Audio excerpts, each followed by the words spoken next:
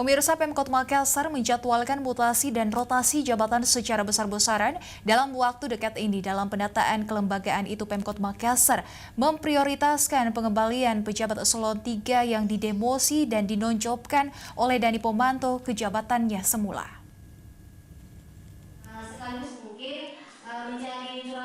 Pemerintah Kota Makassar bakal mengembalikan pejabat eselon 3 yang didemosi dan dinonjobkan oleh Dani Pomanto ke jabatannya semula.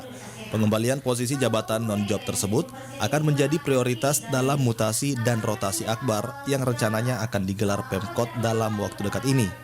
Pelaksana tugas Kepala Badan Kepegawaian dan Pengembangan SDM Kota Makassar, Siti Arakinang mengatakan, kebijakan pengembalian jabatan itu dilakukan lantaran demosi dan penonjoban pejabat bersangkutan yang dilakukan Dani Pomanto tanpa alasan yang jelas.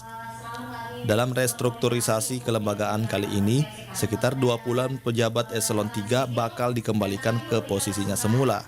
Sejumlah persiapan terkait pengembalian jabatan itu kini mulai dipersiapkan Pemkot Makassar, termasuk pengajuan izin ke Mendagri, Kemenpan RB, Komisi ASN, dan Pemprov Sulsel.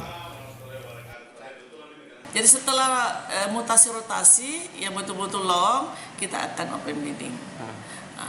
Begitu juga nanti eselon 3, eselon 4 kita akan isi.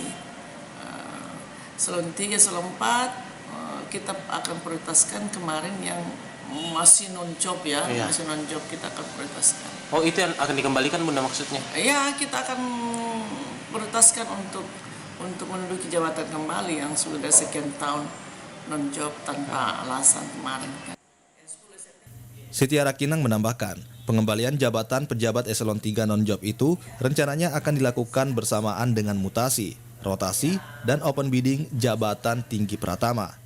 Meski belum mendapat respon dari pusat, namun Kinang menargetkan paling tidak tahapan awal restrukturisasi kelembagaan Pemkot akan dimulai akhir tahun ini. Mardianto Hamid, Celebes TV.